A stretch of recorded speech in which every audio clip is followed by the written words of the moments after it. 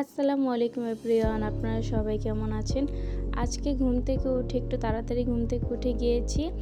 আর দেখেন আমাদের নারকেল গাছে দুটো ডাব ঝুলছে। তো কোনোবারে আসলাম আমরা এই নারকেলটা খেতে পারি না।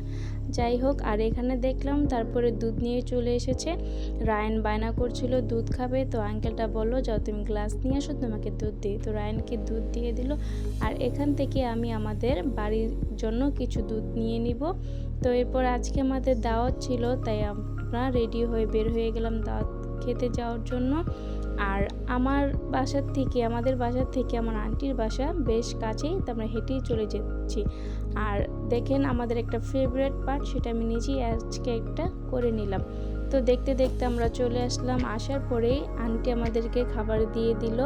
আজকে আন্টি আমাদের জন্য রান্না করেছে বোয়াল মাছের ভুনা, গরুর মাংস, রোস্ট, আর হচ্ছে ডিম, পোলাও, আর সবচেয়ে মজার একটা খাবার ছিল সেটা হচ্ছে মুগ ডাল। সেটা আমার খুব পছন্দ। আন্টিকে বলছিলাম যে আমার জন্য আজকে মুগ ডালও রান্না করো, পোলাওর সাথে আমার বেশ ভালো লাগে।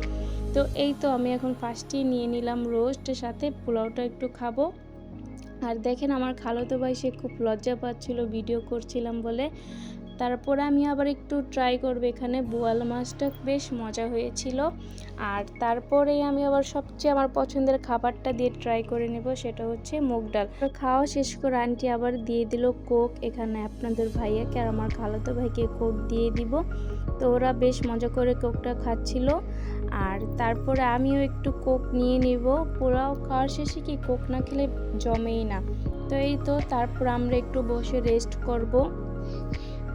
তারপরে আমরা আবার দাওয়াতের জন্য মিষ্টি নিয়ে গিয়েছিলাম।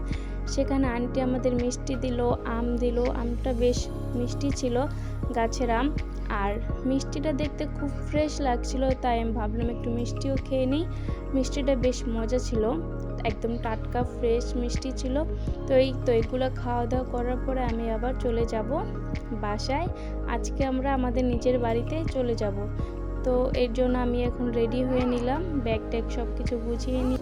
তারপর আমরা রওনা হয়ে গেলাম। আর আপনাদের ভাইয়াকে দেখাচ্ছিলাম, দেখো কি সুন্দর লাগছে। তো এই তো আজকে আমরা আমাদের নিজেদের বাসায় চলে যাব, তার জন্য রানের একটু মন খারাপ হয়েছে। তো আজকে এই পর্যন্ত, সবাই ভালো থাকবেন, সুস্থ থাকবেন, আল্লাহ হাফেজ।